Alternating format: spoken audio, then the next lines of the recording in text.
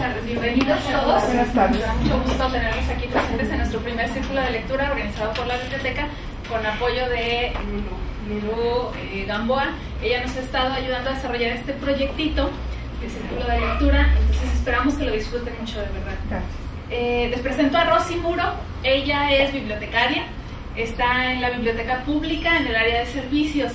Y ella es la que nos va a estar ayudando un poquito a moderar este círculo, tiene experiencia ya en el manejo de círculos de lectura, entonces es ideal para esto.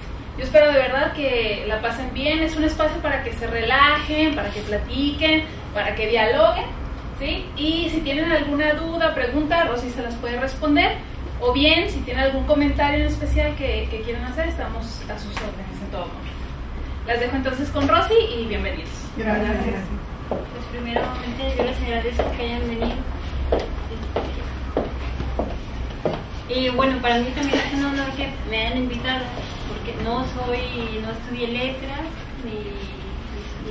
ni pretendo hacer un análisis literario más allá de nada más de sentirme compartir el gusto de la lectura. Y vamos a ver qué ocurre. Nada más que sí me piden que les diga que como la sala la requieren para otros servicios, que seamos muy puntuales en la llegada, en la salida. Hay café, galletas, todos pueden hacer uso. ¿Y qué otra era? Invitaciones antes de... siempre van a ser 4 sesiones a partir de este jueves, cada jueves de 5 a 6:30. Y el quinto, vamos a tener una quinta sesión para ver una película, y ahí sí es de 2 horas, sería igual de 5 a 7. Nada más, perdón, si me permiten, perdón, me presento Leticia Hernández para servirles. Hay una pequeña variante, por ahí se las envié en el correo, del día 12 de julio, que sí se va a recorrer un poquito el horario de 6 a 7:30, pero es la única. Y bueno, nos entregaron una ficha con entonces hay que poner nuestro nombre como lado izquierdo, y alguna palabra, formar una palabra que los defina o les guste.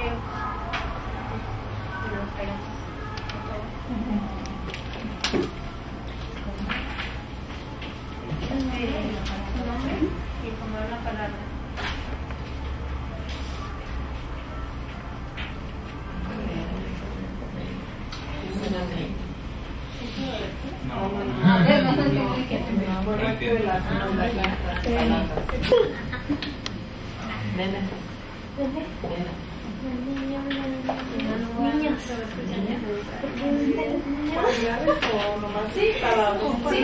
Palabras que los definan, ¿no?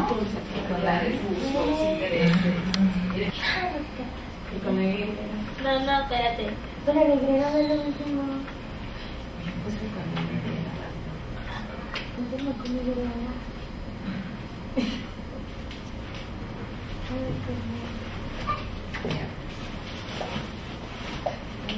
¿Qué pusiste? 2008, ¿no?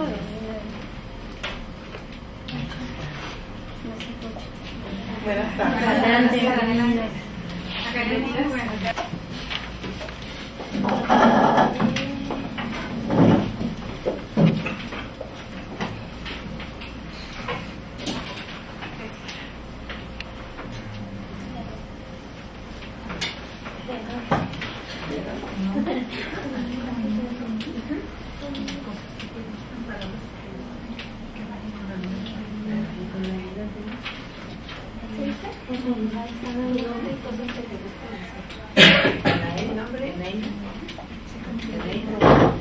No, pero ya lo escribiste. Cualidad.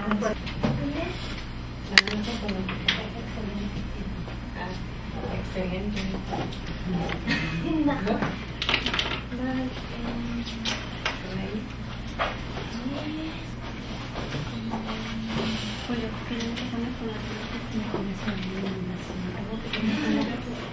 Por el tiempo.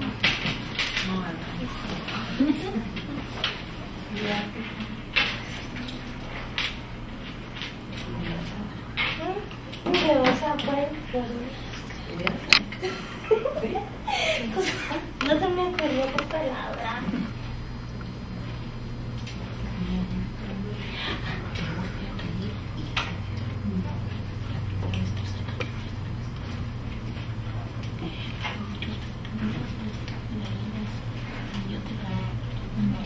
¿Como acróstico? Rosa, ¿era como acróstico? Sí. No importa si es así. Sí. No podía. Con la Y no se puede. O sea, tal vez toda la fila.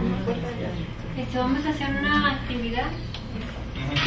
Nomás que como se llama la araña. Más como que está aquí grande. No sé si quieren venir a frente.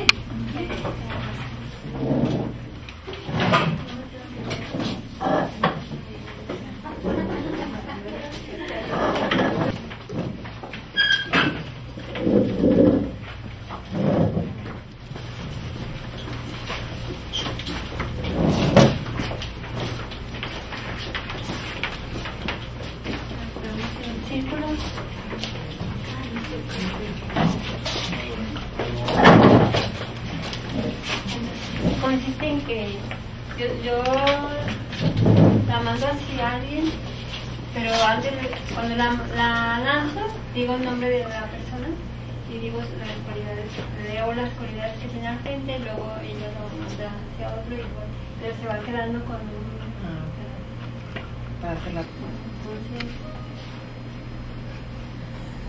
Angélica. Amor, niñez, éxito, lucha, interés, calidez, ángel. Niños, ideas, dedos. Tú la vas a llegar.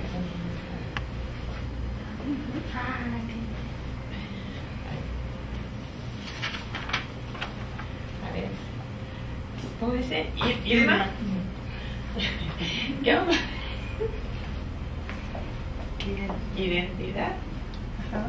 Romance, memoria, aprendizaje. Ya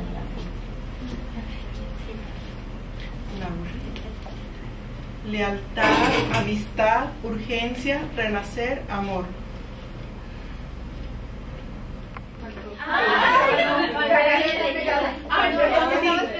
Aleja, amar, dormir,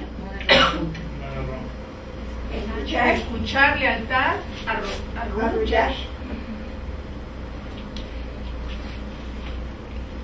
Eunice, escuchar, universo, imaginar y entusiasmo. Rosa. Ah.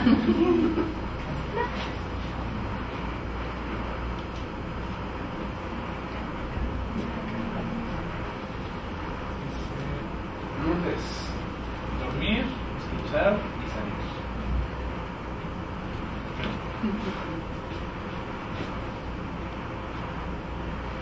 Cielo, cordial, interesante, ética, leal y orgullosa. Rose, oro, suerte y aprovechar. Sí, aprovechar. Ah, perdón, ese Nicolás. Pues muchísimas gracias. Pues ya sí le hicimos, ¿no? Sí, sí. A ver, hay que subirnos arriba. Pues gracias. ¿La soltamos? Sí, sí. So, X, O, K. ¿Y es el de qué dijiste, por ejemplo? Es Maya. Bueno, entonces entramos ya a lo que... Yo nomás les quería decir, bueno, que lo que vamos a hacer es compartir nuestras lecturas y cada quien, desde el punto de vista, lo que hemos vivido, entendemos cosas diferentes. Aunque el libro diga lo mismo, para cada quien es diferente. Y igual a veces no sabemos hablar de los libros hasta que hablamos de ellos, ¿no? O sea, aunque lo leamos, pero si no lo platicamos o no lo conversamos, no sabemos qué pensamos de eso. a eso es lo que queremos invitarlos y bueno, que me digan qué les gustó. ¿Alguien me quiere decir algo? Sí. A mí me gustó cuando empecé a leer la lectura, que es el primer capítulo, Descubrimiento, cómo está narrando Bruno lo que está viviendo en ese momento, que es que entra al cuarto a buscar a su mamá y están empacando y todo, y ve a la nana también, y cómo describe el autor a su mamá, que es alta, pelirroja, delgada. Y Bruno, pues cuando lo empecé a leer, se me hizo un muchachito muy simpático y no sabía todavía la edad, y sí me imaginé que era de unos 9 años. Y se me hizo interesante ese capítulo porque lo relaciono con la vida cotidiana, ¿verdad? De que uno va descubriendo cosas de diferentes tipos, ¿verdad? Y a través de la lectura, pues es un descubrir y es viajar y transformarse. Y bueno, desde ese momento me empecé a reír hasta el quinto, ya me dio tristeza. Y relacionándolo con mi vida, pues yo viví en muchas ciudades y sí es desgastante estarse cambiando. Nada más.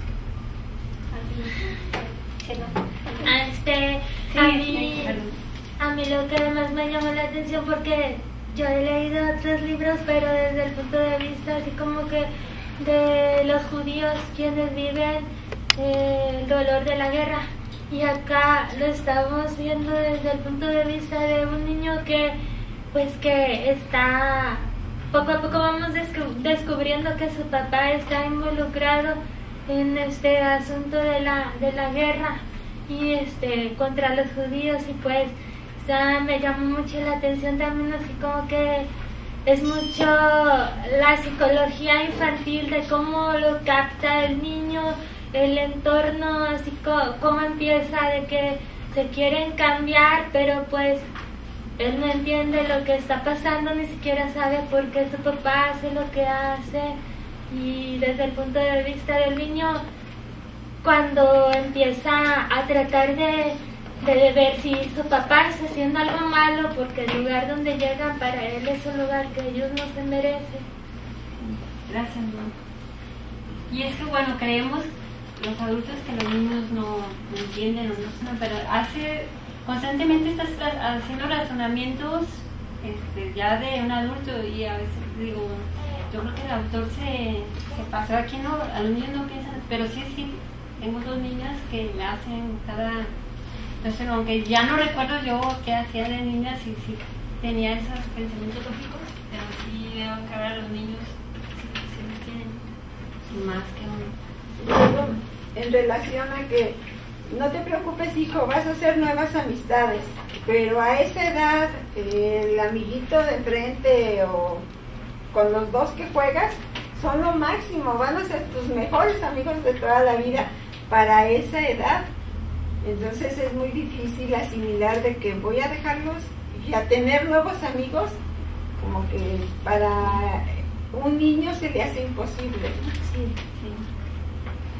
Pues a mí lo que me gustó también cómo describe al niño, es un niño normal, es un niño que no sabe de guerras, es un niño que no sabe nada, o sea, dice, es un niño que aborrece a la hermana, en primer lugar, o sea, como todo niño normal, sí, es un niño de que a la hora que le preguntan en la escuela, están describiendo qué hacen los papás, él realmente no supo decir qué hace su papá, o sea, estaba el panadero, estaba el doctor y su papá, o sea, eso es también, o sea, nos está describiendo un niño sin problemas, que realmente se puede decir lo han mantenido en un capullo, o sea, es un niño, que dentro de su casa no se ha hablado de lo que está pasando a su alrededor. Sí. Lo que es su papá también, ¿no? O sea, en qué trabaja su papá, ¿no? ¿A qué se dedica? Sí. Porque ni la hermana sabía que trabajaba el papá, y la hermana se supone que se sentía inteligente y ella sabía de muchos temas, pero en realidad no sabía en qué trabajaba su papá. Pero sí, así también me llama la atención como que la hermana trata de explicar las cosas del niño, luego trata de explicarlas de otro modo, le dice, no, aquí no puede ser el campo, y porque ya decía, no hay animales, y como que trata de saber qué está pasando. Sí, buscar más allá, ¿no? O sea, no quedarse con lo que les dijeron. Bueno, sí. Otra cosa que me llamó la atención es la casa en la que viven, de 5 pisos, no nada más nana, sino hasta cocinero y algunos otros asistentes ahí, y pues y sus 3 amigos que son inseparables. Que ya tenían planeado qué hacer en verano, que nadie se atienda. ¿Alguien más? A mí también lo que me gustó mucho fue observar la pureza de corazón de todos los niños, pero en especial Bruno, que pues o sea, se diferencia de la maldad humana, ¿no? Ya cómo se corrompe como su padre, que estaba en este caso nada más compitiendo, y o sea, todo lo que estaba haciendo era por ser más, o sea, por poder y por nada más. Y luego la expresión que hace, ¿no? De que le dice quiénes son esas personas. Le dice, te refieres a esos que no son personas. Y entonces el niño no entiende, no sé cómo que no son personas. Pero, o sea, como dicen, el punto de vista que tiene el niño, o sea, su pureza de cómo ve las cosas, y pues no se da cuenta realmente quién es su padre, ni a qué se dedica, ni nada. Y pues no tienen entendido que es una guerra. Y cómo veían ellos a los judíos, o sea, ya ni como animales, como cosas. Y pues es triste, pero fue real. Y dice ahí que hay que leer mucho eso para cuidar de que no se repita. Pero yo creo que eso está corriendo a todos lados. Rosy, a mí el libro me está pareciendo interesante porque pues vamos igual, ¿no? En la lectura vamos todos juntos. Me está pareciendo interesante.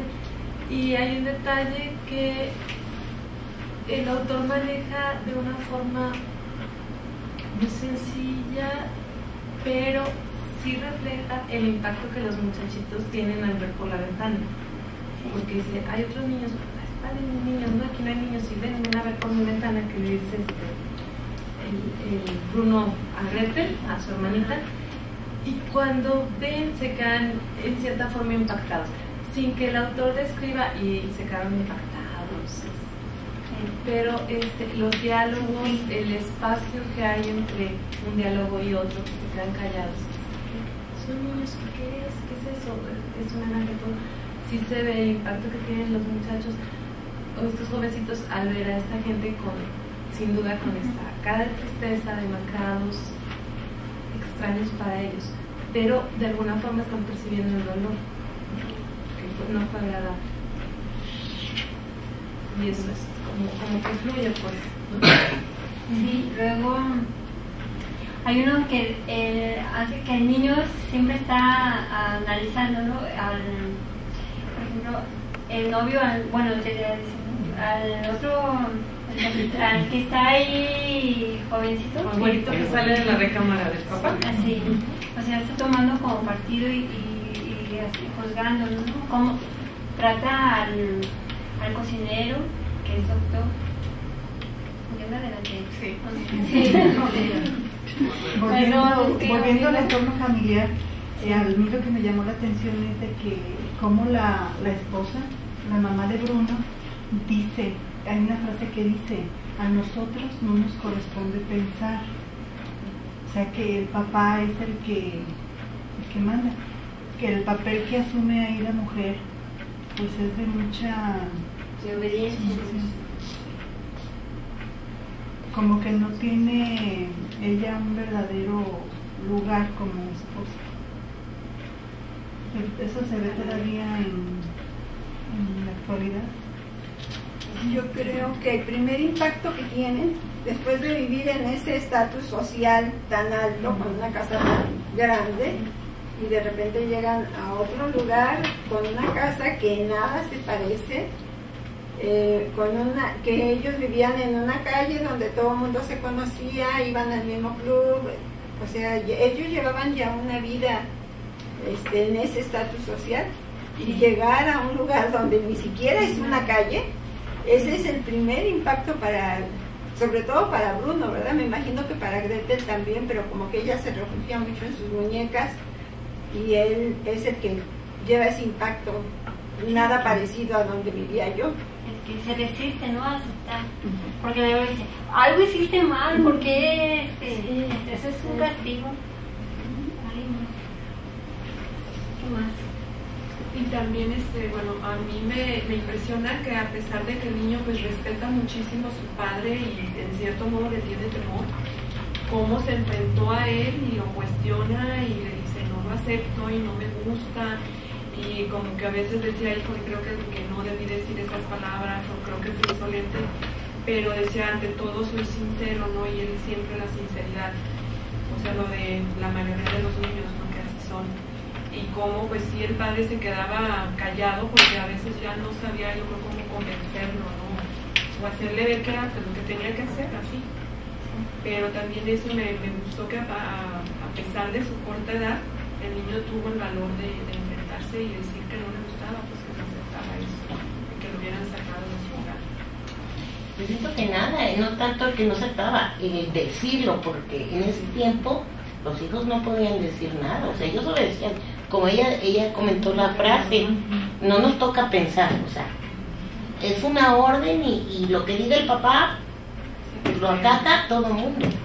Sí, entonces así como que ahí se está viendo un poquito la libertad y el niño todavía dice, regrese, o sea, me va a castigar, o sea, se queda con el miedo de que si lo van a castigar, qué le van a hacer para verse. Y él no estaba listo para correr, ¿no? Sí. Yo aquí en esta parte donde abrí el libro, donde le dice a su mamá, es que teníamos planes, o sea, se supone que él y sus amigos, y la mamá dice, ¿qué clase de planes? Pues portarse mal, no hacer nada, poder vaguear, pues, eran los planes que él tenía con sus amigos, pues descuartan los planes, porque pues se van a un lugar muy diferente. Miguel, ¿tú lo has dicho? Ya sé que te gusta mucho esa novela. Que te gustó mucho. Ya lo habías leído. ¿Qué nos quieres compartir? El libro. Pues, se me hace realmente interesante este libro que está se está metiendo a la época, al año, a todo lo que era las relaciones sociales, tanto como los roles de la mujer y los niños respecto al padre, porque como comentan, el padre es el que dice todo, o sea, yo ordeno y ustedes obedecen y no pueden decir nada. ¿Qué más?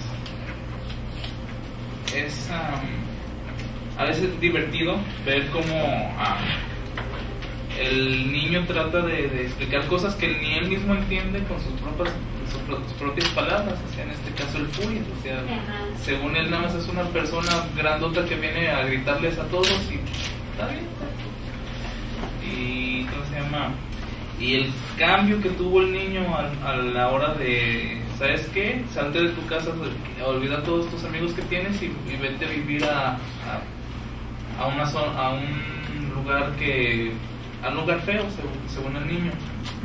Y olvidar y cambiar de su casa grandota a una casa pequeña y sin espacios para explorar, que es como el punto de vista del niño respecto al mundo y al lugar donde vive. Sí.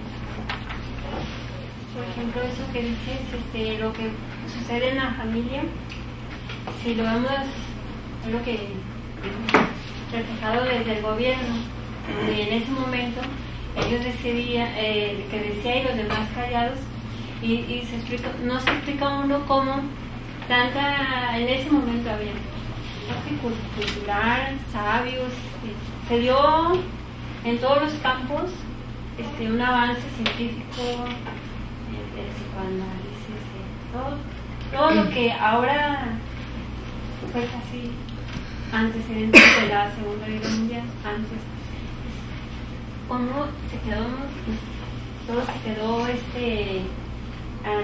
a un solo gobierno que dijera qué se hacía, ¿no? Entonces, y así lo vemos en esa familia o en todas las familias, pero lo está retratando en esa novela, en esa familia, como el papá era el que decidía.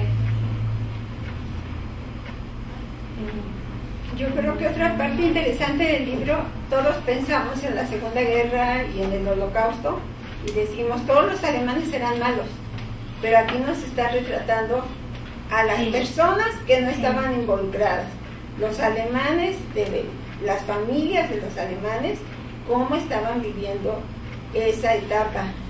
Yo leí un libro anterior en donde también retrata a la gente de Alemania, pues ellos no tenían nada que ver y estaban padeciendo lo mismo, estaban padeciendo, no estaban dentro del Holocausto, dentro del grupo judío, pero era un sufrimiento. Y aquí también están retratando a la familia, que pues no tiene nada que ver con la guerra ni con todo lo que pasa, y les cambia su vida. Pues yo viví a la hora que empezó a describir el campo, o sea, que él no conocía que no conocía el campo, y a la hora que dijo, eso debe ser la granja, porque realmente no era un lugar feo, ¿sí? El campo de concentración, le que estaba diciendo ahorita a Lourdes, que les voy a ver si se puede proyectar una foto del campo de concentración, y tuve la ventaja de conocerlo hace poco. No eran feos, eran unas barracas, o sea, unas casas apiladas una tras otra, y lo único que él comenta, o sea, era el piso, que de la reja para donde estaban ellos había flores, estaba el camino, la banca, pero de la alambre de púas para allá, ahí no podían hacer nada, sí, que era pura arena, sí. Entonces, pues para mí, un padre, lo estoy volviendo a vivir y lo estaba viendo así como que reflejado el lugar, ¿no? Entonces, digo, que le voy a regalarles para que se la proyecten en la próxima sesión, el lugar, y también se lo puedan imaginar ustedes, ¿no? Lo interesante es que los muchachos o los niños son muy perceptivos. Entonces, más que percibir el mundo físico, bueno, sí está fuera de su entorno, pero está percibiendo emociones, está percibiendo el dolor. Y las contrasta en estos 5 capítulos que leímos, cuando dices que cuando voy a la escuela voy caminando ahora por la calle y están los señores tomando unas bebidas así famosas, qué rica la cerveza alemana, risa y risa, todo el mundo está muy contento, él está percibiendo la alegría. Y acá, independientemente del paisaje, pues sí es fuera de su entorno, pero ellos perciben que les gritan, que dolor, les ponen, y los niños sí perciben, ¿no? Sí perciben, pues, si estamos alegres y les vamos a dar una sorpresa y llegan y hay que ponernos serios, los niños se lo cachan a uno. Algo tal, ¿no? O si estamos peleando, ahora nos vamos a poner contentos, también lo perciben. Entonces es muy interesante pues que el autor está tomando este enfoque, ¿no? Sí, respecto a eso, cuando le dice a su hermanita que se asomen a la ventana, el niño dice que son niños, pero conforme se van prestando más atención, se dan cuenta que no solo son niños, son adultos. O sea, en la primera impresión, el niño, como dices, ve la tristeza de los niños, pero ya cuando ven niño por niño, por así decirlo, pues ven que esos niños no eran tan niños, entonces han de haber estado en un estado de veras lamentable en el que se veían pequeños los adultos y parecían niños, entonces más se ve más triste, entonces el niño está viendo la realidad. Sí, porque si no se bañan o algo así, Ajá, a lo mejor no tienen baño. Sí, pero se ve la inocencia pues de que el niño no conoce pues yo siento, no conoce tanto la tristeza, sí, porque los ve raros, pero en ningún momento dice, o sea, son tristes, en ningún momento dice están flacos, sí, o sea, el niño los ve con ojos de niños, no los ve con maldad, no los ve con la tristeza. Eso, no sé, cuando está hablando con el padre, que el padre les dice, pues esos no son personas, son cosas. El niño los ve como personas, los ve como algo que él conoce, como si fueran a sus vecinos. De hecho los pone padres, tíos, hijos y demás cosas. Y lo contrasta realmente. Como hace rato que comentaba que a lo mejor el primer impacto fue que vivía en una casa grande y todo eso, pero aún así la clase del niño como que lo hace reflexionar en lo de en lo diferente. Por ejemplo, en el caso de la criada, él la sentía como un familiar y no como una simple criada. Y así ve a los niños también, como que se da cuenta de que no, sí son personas, ¿cómo no van a ser personas?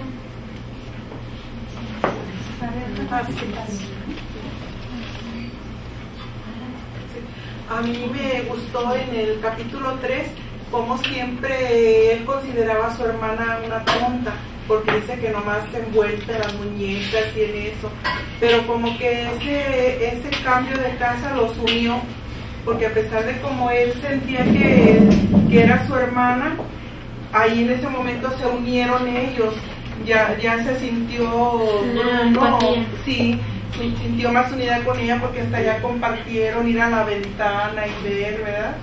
Y ya es ahí donde entran ellos a la escena de estar viendo todo. Y que ven en el campo. El machito pudo mostrarles, mira, vas a ver por aquí. Sí, así, eso se me hizo muy importante. Y se dan cuenta de otra cosa, no hay mamás ni niñas. Entonces piensan que están en otra granja, las mamás y las niñas estarán en otra granja porque aquí no hay niñas ni mamás. Pues es algo desconocido totalmente. Y si nos traemos eso a la actualidad, ¿habrá algo que se nos parezca a lo que ellos estaban viviendo allá? Tal vez en Medio Oriente. Pero yo digo más cercano, algo así como en nuestro entorno, algo parecido. Cuestiones de discriminación por sentirse superiores, creo que sí. Algo más. O algo que esa novela toda, aunque decimos ya es historia, que ya pasó, algo nos dice ahora presente. Esos 5 capítulos en presente. A mí me llama la atención en el capítulo 5, tal cual así como está titulado, que dice: prohibido entrar bajo ningún concepto y sin excepciones. Y hasta lo escribe cada palabra con mayúscula, ¿no? Y entonces yo digo, el niño cada que salía, no entres ahí, se repetía esa frase. Pero entonces, por ejemplo, veo los niños de ahorita, bueno, muchos niños de ahorita, que esa frase se la pasan por el arco del triunfo. Ya no aplica, por más que les dicen, no. Entonces yo me pregunto, ¿en qué momento de la vida de nuestra evolución fue cambiando, fue extinguiéndose como esa parte de la obediencia, el respeto, ¿no? Hacia que te digan, como a que le digan a un niño no y que el niño efectivamente lo acate. ¿Qué tendría que ver? Yo me pregunto, ¿será por tanta difusión de los derechos de los niños? ¿Será porque ya se difunde mucho la libertad de expresión? ¿Lo comprenderán así los niños? No sé, yo tengo esa pregunta. No sé si alguien me puede ayudar. Yo pienso que puede ser el hecho, bueno, cuando sacaron mis papás tan muy duros, ellos se mantenían en lo que decían. Decían no y no, y era no, y con la pura mirada te controlaban. Y ahora, y hoy en día los niños, tú les puedes decir, bueno, ya en mi caso ya mis hijos grandes y todo, pero yo veo que a veces muchas mamás les dicen un no, pero para que no estén gritando ni dando lata ni nada, ándale pues, está bien, hazlo. O sea, es un no, pero al niño no le queda claro, porque dice, bueno, basta con que llore, basta con que haga un berrinche, cualquier cosa y me lo dan. Y aparte de que las mujeres ya trabajamos, ya es otra situación, ya no hay un 100% dedicado al hijo como antes lo tenía la mamá. Yo pienso que eso debe de ser, porque antes era más contacto, no sé, yo pienso. Las mamás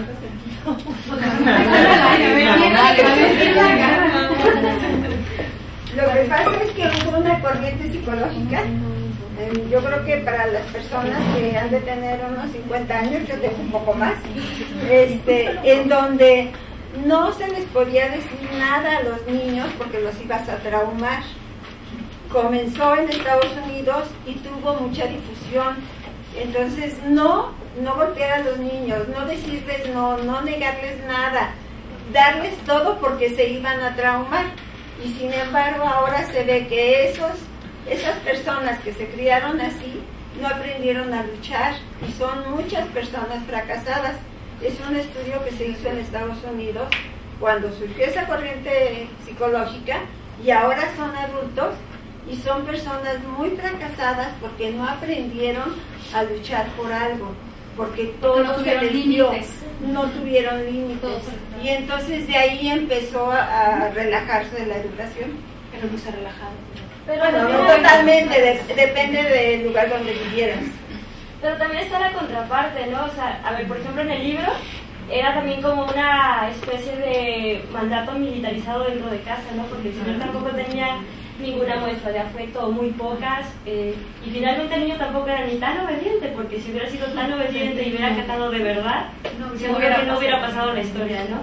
Y la otra que creo que tengo también como que decir respecto a esto de la obediencia y los límites, es que sí son muy importantes, pero que también hay una parte como en la que sería importante enseñarle a los niños a pensar por su cuenta, porque creo que también el exceso de obediencia puede generar sumisión y puede generar también que no luches, ¿no? Ahí está el caso de mucha gente en la actualidad, y también es más o menos gráfico en la historia dentro de la gente que está en el campo de concentración y que finalmente se vivió abusada por la gente que tenía autoridad, ¿no?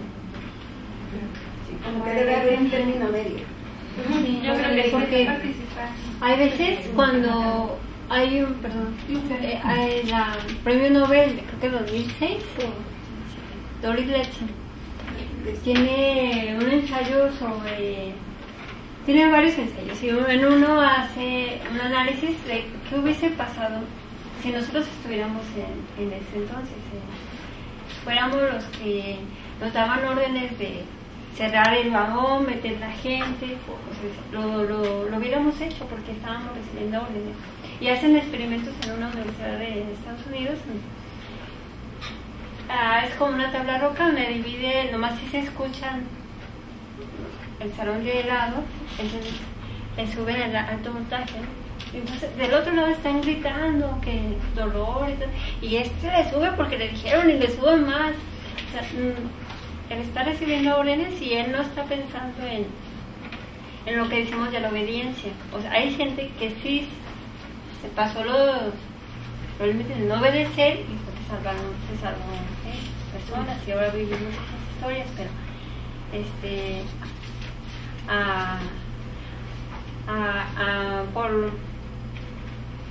a favor pues de las personas que no se saltan los límites. O sea, ahí era obedecer. Entonces, no podemos juzgar a los que hicieron esto porque estaban realmente recibiendo órdenes, sino a los que dieron la orden. Sí, hay una película de eso, ¿no? Sí. O hay otro también en Los Extraños, pues igual se mete al cuarto, bueno, me estoy saliendo de otra, pero sí es personas que la lectura que los transforma, o hace análisis de juicios, así como ese niño que se está cuestionando siempre qué está pasando, o qué es el futuro inmediato cuando le dicen ¿cuánto tiempo vamos a estar aquí? Pues no sé qué hacemos porque vamos a realizar una pequeña dinámica, muchachos. Dice, ¿cómo podrá uno superar la pérdida de sus tres grandes amigos de la infancia? Si puedes hacerlo más fuerte para que Nelly nos alcance a escuchar. ¿Cómo podrá Bruno superar la pérdida de sus tres grandes amigos de la infancia? A ver, ¿quién nos puede ayudar a Se supera. ¿Cómo se supera? ¿Cómo se supera? Ese es el asunto. ¿Cómo va a cubrir el rollo ¿puede, de su como religión? niño puede superarla? ¿Un niño puede superar fácil una pérdida de esas? Sí. Ay, sí, pero es muy difícil. Pues sí, pero al principio como que va a sentir así un gran dolor, así de, mis mejores amigos, ¿dónde voy a conseguir más? Pero al final Yo me refiero por el lugar donde está ubicado. O sea, porque él dice que no hay calles a los lados. O sea, yo me refiero por el aislamiento que tiene. Si se fuera a otra ciudad con más niños, pues ya lo amiguitos. Pero ahí Yo he observado, por ejemplo, que cuando un niño se enoja, tiene la capacidad de que al ratito ya aparece como si nada hubiera pasado. Sí, de momento, yo supongo que tiene que dolerle, pero creo que también tienen como esa capacidad de buscar dentro de ellos mismos y en su entorno algo nuevo. Y entonces ya se entretienen con eso, algo nuevo, y capta su atención, y entonces ya va quedando como en otro término aquello que tanto les dolía, ¿no? Creo. Sí, Tal vez, bueno, yo pienso que tal vez se va a unir más a su hermana. A lo mejor va a romper la barrera que había, porque era parte de que decía que lo odiaba, pero era más bien miedo el que le tenía, porque siempre lo estaba regañando y diciendo que lo hacía mal y todo, entonces tenía miedo. Y pero yo creo que ya con eso de que no iban a estar sus amigos, pues se va a unir más con su mamá, con su hermana, y a lo mejor ahí un poquito va a compensar, ¿no?, el vacío que aunque le estuviera miedo a las muñecas. Luego ya no estaban las amigas de su hermana. De la monstrua. A mí se me figura que el niño de repente se va a salir de su casa y se va a poner a explorar. Pues no sé, porque no he leído el libro hasta el capítulo hasta el 5, pues. Pero se me figura que como le encanta explorar, él se va a salir y va a explorar ese lugar que está viendo desde la ventana. Bueno, ya veremos qué pasa en la siguiente.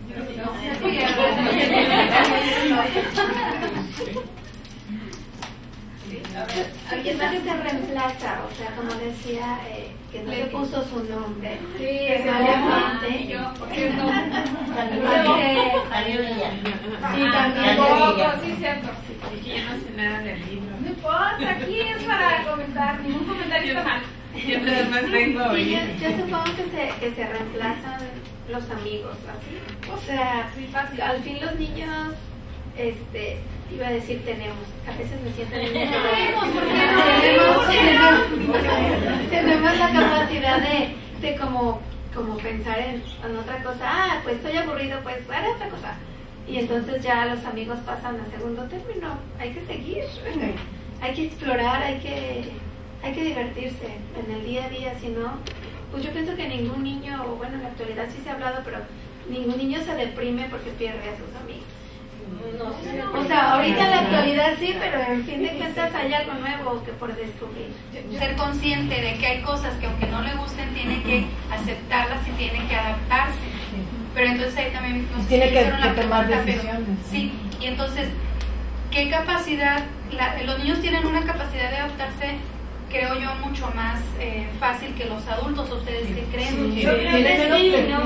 Menos prejuicios. Depende de, sí tienen menos prejuicios, pero creo que también depende mucho de los recursos que le permita desarrollar la familia. Porque yo he visto niños que son muy dependientes de muchas cosas y de sus padres, y curiosamente ellos tienen mucho menos habilidad para adaptarse a las cosas nuevas.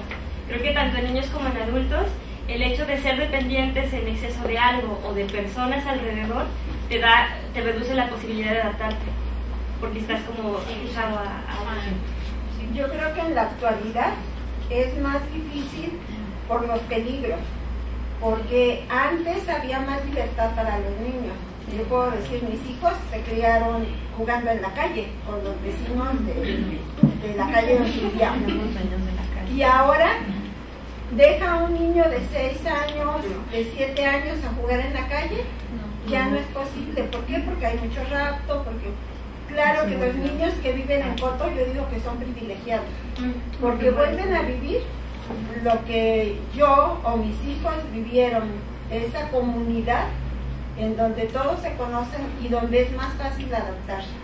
Pero los niños que viven en casas aisladas es muy difícil, a menos de que los lleves al parque, los lleves a la doctrina, donde personas de la misma comunidad asistan con sus niños y puedan, cuando sales con ellos al mercado, al súper, y decir, ay, mira mi amiguita de la doctrina, ay, mira mi amiguita del parque, porque están dentro de la comunidad, pero ya no pueden jugar en la calle. Entonces es más difícil para los niños ahora ese poder de adaptación, porque están más aislados. Eunice quería participar en eso. Iba a comentar que sí, que el duelo de los niños sobre una pérdida es como que es más rápido, como que es más. En cambio con los adultos, creo yo, los adultos los sufrimos más y ahí estamos. O sea, lo que decía, ¿no? De que la pregunta, cómo iba a superar esa tristeza que tenía. Como comentaron, 2 o 3 días él ya iba a buscar nuevos horizontes. Sí, Entonces, bueno, era el comentario. Sí, porque el niño de hecho es aventurero, está nada más buscando. Indagando. Sí, pero yo quería saber cómo, a ver qué decía. Y fíjate que y hay un comentario también, porque uno dice que el cuarto del papá nada más oía como pleitos, con la mamá también no lo menciona, sí, que traspasar esa puerta era para oír gritos, sí, y también otro detalle que pone es que a la mamá le faltó, es que si nos pone el niño todavía en su adentro de su burbuja, porque nos dice, mi mamá no se puso mucho, no se maquilló bien, sus ojos están rojos, ¿sí? Entonces el niño sigue viviendo en su burbuja. De hecho todo lo que otra vez ese filtro, es que yo también ya lo leí. Sí.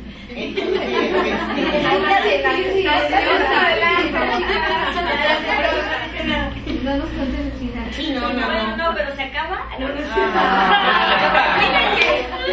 a la hora que ellos están describiendo y que les dice la hermana, mira por la ventana, y es que la niña le dice la hermana, es que se ven tristes, y ellos, no, o sea, son niños, o sea, algo pasa.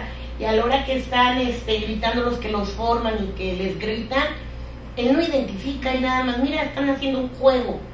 ¿Sí? Como juego. Sí, entonces creo que ahí el niño, o sea, la niña sí, Gretel está como diciendo, algo no está bien, pero él sigue pensando que es un juego.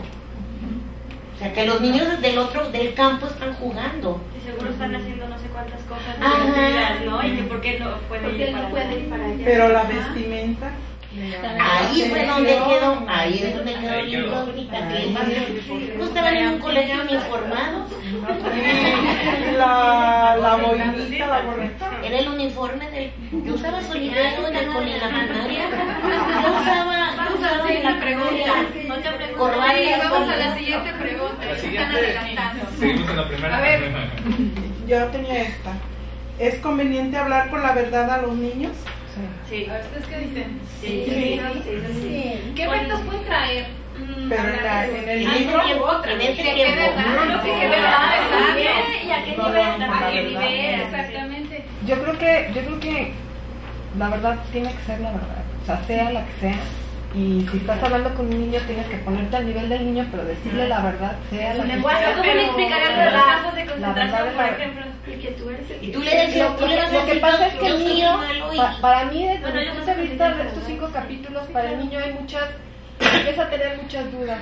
Desde el principio, el papá, por lo que hablan ahí, trata a la servidumbre como malvada, como unas cosas ahí, pero por otro lado la mamá es muy amable, aunque respeta la servidumbre. Entonces el niño tiene como doble información ahí. Por un lado es la mamá amorosa, por otro lado es el papá que es un papá que no es amoroso y que es además en la familia no hay amor familiar, sino que es un autoritarismo, ahí es como una tropa.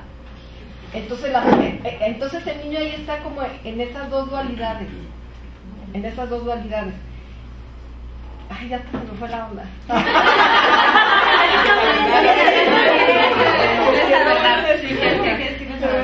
Entonces a lo que voy es que, pues sí, la verdad es la verdad. Pero Se ¿cómo les tiene se que para decir, que no lo hagan así? porque además el niño se está dando cuenta cómo es el papá. Ajá, claro. Y ahí pues no va a necesitar que se lo diga el papá, él lo va a saber. Y va a ser peor.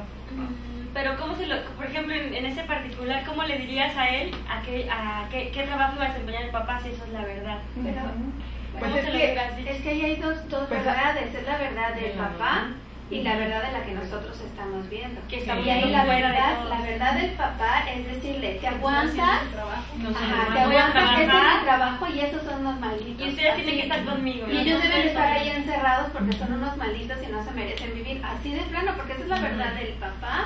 Porque además es la realidad de ellos. Y hay este conflicto en donde está entrando el niño, porque cuando en el momento en que le dice, pues son unas cosas, dice el niño, no, ¿cómo que son unas cosas, no? Si los veo igual que yo, ¿verdad? Hay tíos, hay abuelitos, ¿verdad? Pero son unas cosas para el papá. Yo creo que en primer lugar el papá debió haberle dicho en qué trabaja.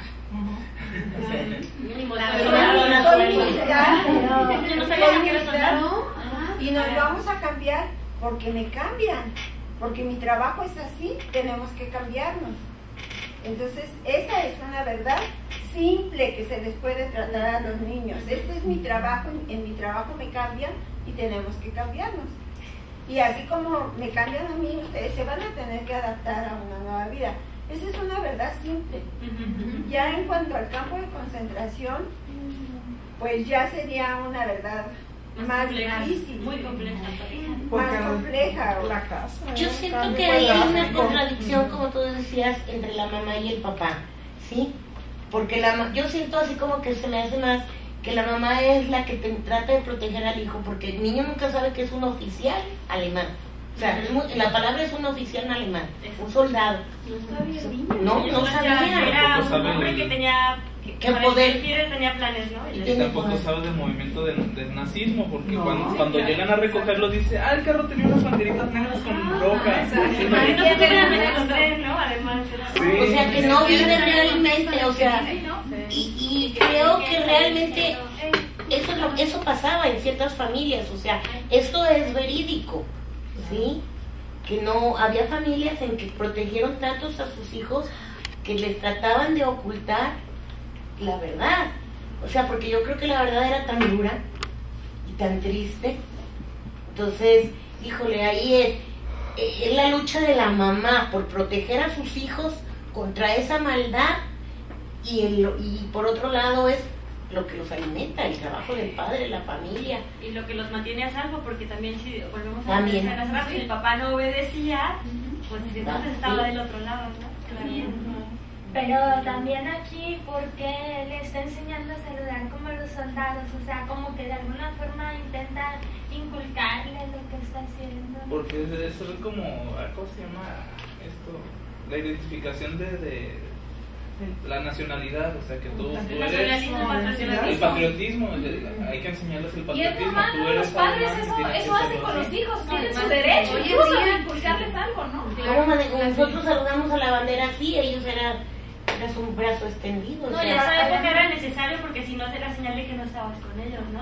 Ándale también. Pero a lo mejor no se lo enseñaba el papá.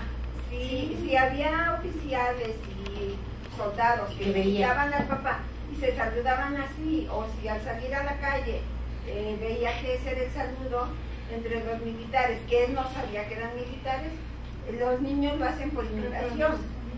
Pero también el papá indicó, o sea, ahí se el papá le enseñó a saludar. Era como el aprendizaje vicario que te vayamos, también el que recibes por instrucción, ¿no?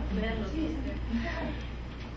Pero sí está raro, ¿no? Como tener 9 años y no saber que tu papá es militar. Son chiquitos.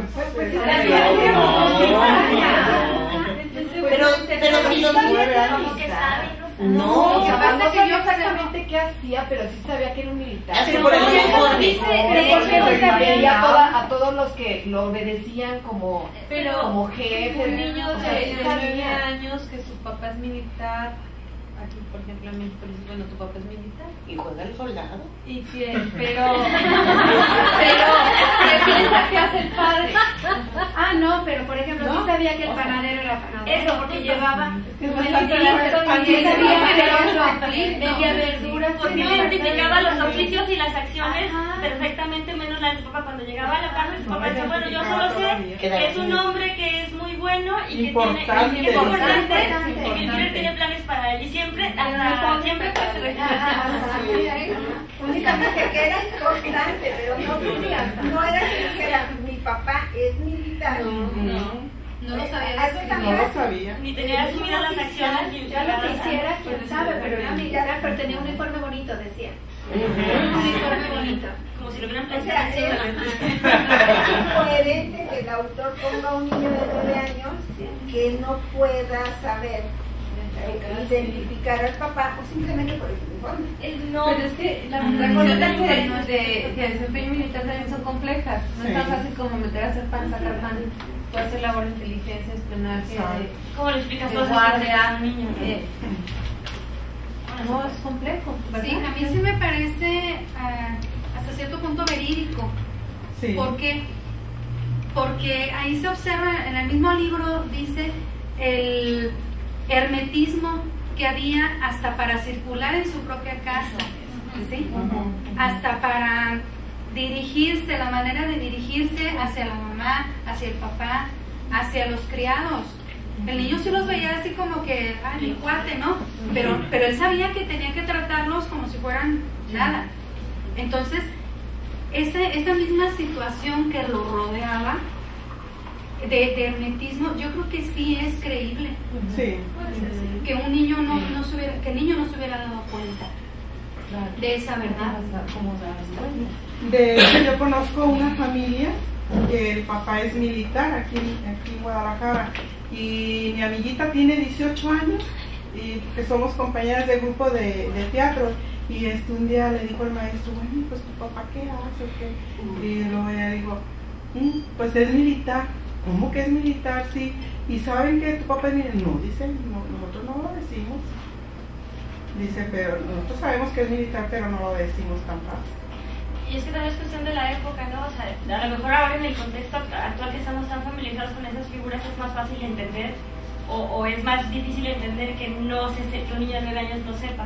Pero parece que en esa época era como muy hermético todo ese rollo que tenía que ver con Hitler y con todas las actividades que realizaban sus oficiales, y también era como muy dogmático todo el asunto, entonces no se le daban explicaciones a toda la gente para que no cuestionaran, ¿no? Claro. Bueno, pero puede ser, voy a compararlo con una situación actual. Vamos a suponer que en la actualidad hay un niño de 9 años que su papá es militar y está adscrito al combate al narcotráfico. ¿Le van a pasar reporte al niño de qué hace papá? No, pero tiene más idea de qué hace, pero ahora tiene los medios. Tampoco, porque es compartimentado. Le van a decir, es que tu papá está adscrito a Chiapas. ¿Qué hace? Está adscrito y hace muchas labores. Fíjate que sí lo digo. Y menos para que el niño no lo platique, ¿no? Sí lo dicen, pero le dicen que tiene guarde silencio, porque lo vivimos. Tenemos una amiga de mis hijos, ¿sí? Y entonces es así como que, pero no pueden hablar por su seguridad. No, claro. Por eso. Y ellos se tienen que, cada X tiempo se cambian de casa. Entonces estamos hablando igual que entre más le dices al niño, más lo expones. Claro. Sí, entonces como era un oficial de alto rango, entonces también tenía que guardar ese misterio en su casa. Porque imagínate el niño, es que mi papá es fulanito de tal, y en ese tiempo por concentración. Por ejemplo, un niño que su papá sea militar y que le pregunten ¿qué hace tu papá? Salvaguarda la nación, salvaguarda la seguridad de la nación, porque ese es su papel. Pero en ese tiempo, por ejemplo, había la Gestapo, la SS, ¿cuántas corporaciones había? Yo no las conozco. Cuando leo alguna novela o un libro y salen corporaciones que estaban adscritas a Hitler, digo, bueno, ¿y estos qué hacían? ¿Y estos por qué? Incluso había competencia entre ellos. Las más conocidas es la Gestapo y la SS, que no sé yo ni qué es lo que hacían, nunca he tenido la curiosidad de ver en internet a qué se dedicaban y qué hacían. Entonces, era muy difícil para los niños poder decir, mi papá pertenece a la Gestapo y hace esto. Pues no. Pero sí podría decirle, su papá, soy un oficial del ejército, únicamente. Y que en la vida hay buenos y malos, y yo estoy del lado de los buenos.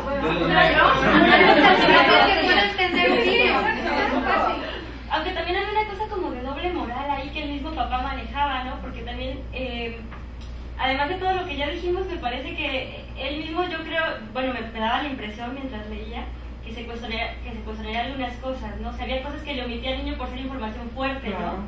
Y el hecho de ya como concebir información como fuerte es como algo, no sé cómo plantearlo, pero me suena como a doble moral, pues, un poco también. Como yo soy de los buenos, pero no te cuento esto porque es muy fuerte, ¿no? Es que no podían. Pues es que en realidad, además, es que no podían. Pero es para ellos siempre eran buenos, ¿no? Estoy tratando de recordar una película, y hace poco la vi, en donde se ve esa situación en la época de Hitler, cómo vivía una familia. Ahorita a ver si me acuerdo. Es un señor, es un físico, es un químico que hace un tratado para que el agua puedan tomarla las tropas en cualquier situación. O sea, purifica el agua. pero también hace otro químico. Amén, señor. Amén. Es la de amén. Y entonces ese químico lo utilizan para las cámaras de gas. Y ahí hay un gran conflicto y cómo sus niños, cómo trata a sus niños. Lo único que hace es protegerlos y mandarlos con los abuelos. Esa película está muy buena porque nos sitúa en ese contexto de los alemanes, cómo vivían y cómo tenían que obedecer. Sí, es amén. Incluso también hasta, volviendo al punto que nos comentaban acerca, que lanzó la discusión de la pregunta acerca de la verdad, a él no le dicen para qué van a utilizar este químico. ¿Sí? Y entonces, por ejemplo, pues él sufre, ¿no? Él sufre cuando se da cuenta. Pero volviendo acá al contexto de nuestro libro, como que yo observo que sí, como decía Valeria, sí, ¿verdad? Como decía Valeria, a lo mejor se maneja como una doble moral, pero a lo mejor no, porque si el papá está tan convencido de lo que está haciendo, ¿sí? Entonces para él está bien. ¿Sí? Sin embargo, creo yo que para un niño es muy difícil digerir y razonar y entender ciertas cosas. Pero más bien yo creo que lo hacían por conveniencia, de que no se enteraran, porque sabían que en algún momento se le iba a lo mejor a revertir la situación, ¿no? Y entonces aquí yo veo que es conveniencia, en qué momentos digo la verdad y en qué momentos no la digo, ¿sí? Y también desde mi superioridad como padre, que incluso hasta con mayúscula lo ponen, ¿no? Padre. Sí, hasta qué punto digo y hasta qué punto no digo. ¿Qué me conviene que sepan y qué no me conviene que sepan? Muy interesante la... Hay tiempo para una última pregunta porque nos quedan 10 minutos. ¿Quién quiere hacerla? Es cierto que así aprendían y era la costumbre, pero también tenemos que preguntarnos qué tanto podían hacer si no estaban de acuerdo. Podría decir, ¿sabes que no estoy de acuerdo? Dividimos los bienes patrimoniales, te pido el divorcio.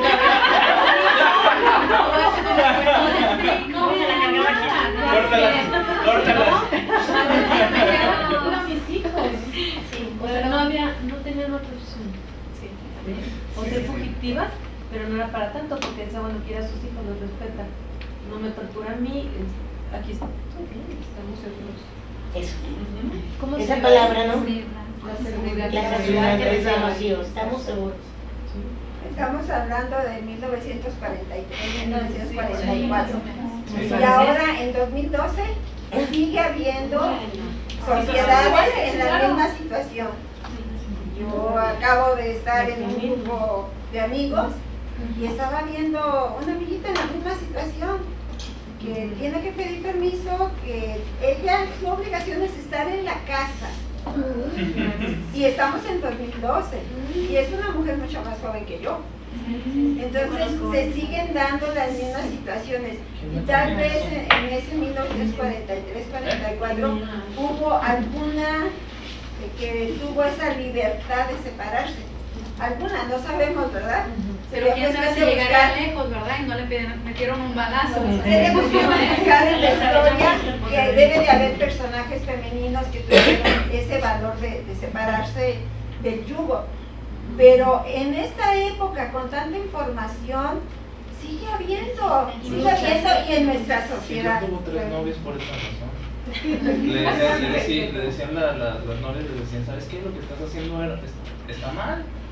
Y como ustedes, balazo. Siguiente novia. ¿Quién? Hitler. 3 novias. Pero la chida fue la última.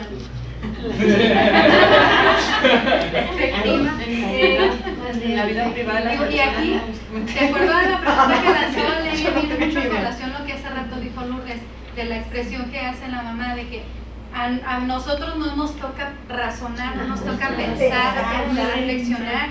Y entonces ahorita ¿cuántas mujeres hay todavía que lo piensan tal como nos comenta Adela, pero que no nada más es en lo físico, sino más bien en lo psicológico, que se sienten tan atadas y tan limitadas por querer perder a la pareja? Sí, o por eso, por el trabajo, por la estabilidad, por lo que tú quieras. Por lo que ella dijo, por la seguridad. por la seguridad, sí. Por seguridad tengo que seguir aquí, me haga lo que vea. Así es. Y en algunos círculos sociales llegas a escuchar señoras que le dicen, ¿verdad que sí? Hacen algún comentario y le dicen, ¿verdad que tú me lo dijiste?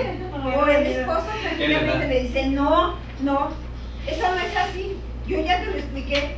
Te quedas debajo de la silla. Hay otra. Que también por darle la sabe así, ¿verdad que sí? ¿Verdad que sí? ¿Cómo? Qué bueno. Mi esposo no me saca. Qué bueno. No me saca. Le pongo la pared. Se escucha fuerte, pero fue una expresión que se ha utilizado por años. Sí, lo analizamos, pero no así con ese sentido de totalmente normalizado, ¿no? Sí, porque es mi marido y mi mujer. La posesión somos de fulanito. Sí, Ya no se usa el de, ¿no? ¿O todavía? Sí, algunas personas, pero lo que pasa es que como ahora laboralmente hay más mujeres, entonces nos hemos quitado el de. Nos quedamos con la vida soltera, ¿no? Sí, pero por ejemplo en Estados Unidos la mujer pierde su apellido. Sí, exacto. Esa es una sociedad que 100% pasa posesión al hombre. Porque ya no es la señora, tú no eres Rocío, no sé cómo te apellides, o sea, ¿y tu marido? Bueno, soy divorciada. No, pero ¿cómo se llamaba? Bernal.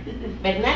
Entonces era Rocío Bernal. Rocío Bernal, exacto. Sí, entonces dejabas de completa, aunque te divorciaras, tenías que ser un... Ajá, seguía siendo la señora Rocío Bernal. Podías regresar a... Pues puedes regresar, pero creo que hasta con un juicio para poder, pero sigues siendo la... Ajá. Bueno, déjenme decirles que yo me casé en 69, 1969. Entonces puse Carmen Adela Frías de Ibarra. Y entonces ya esa fue mi firma legal. Entonces en todos los documentos yo firmo Frías de Ibarra. Y hace poco mi hija lo vio y dijo, ¿pero por qué firmas así? Pues porque ya no hay forma de cambiarlo. O sea, al momento en que yo me casé, fue como algo inconsciente, era de. Y entonces ahora, ¿sí? ¿Por qué? Porque era la época. Siempre era de. Nadie me dijo tienes que adoptarlo, mi esposo no me dijo tienes que firmar. Pero como que estaba en la conciencia colectiva. También mi mamá se... Y entonces mi firma legal de. Y digo, pues sí, ahora ya todos mis documentos están así. El pasaporte de mi mamá es de Orozco. Claro. Sí. O sea, su pasaporte que dices tiene 800,000 años. Sí.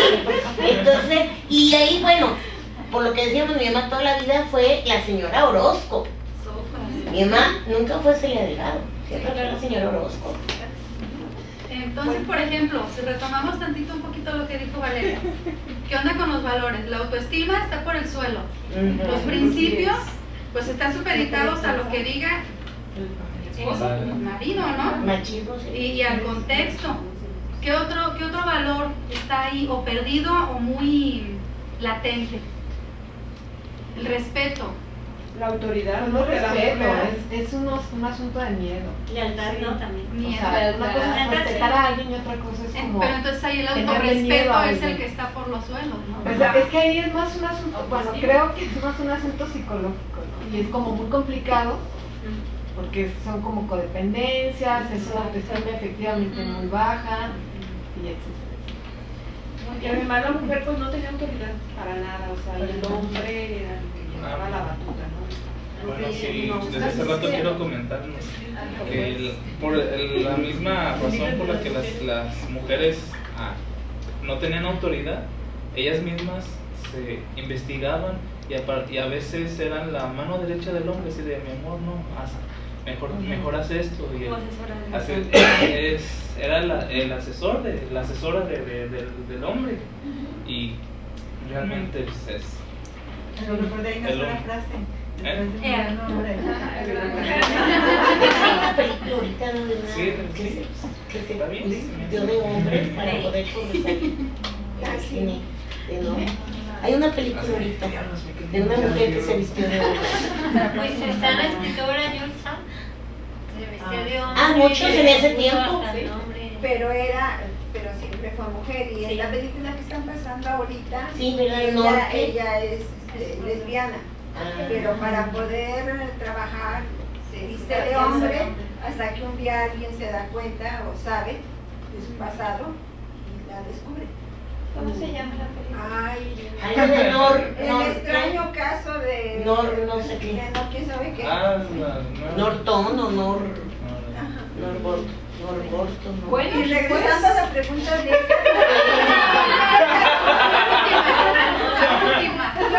también podría ser cuestión legal. Yo creo que era cuestión legal. Los bienes eran de los hombres, no eran de las mujeres. Ellos eran los que manejaban el dinero, ellos eran. Entonces también esa sumisión podría ser pues por cuestión legal. Por seguridad. Exacto, por seguridad.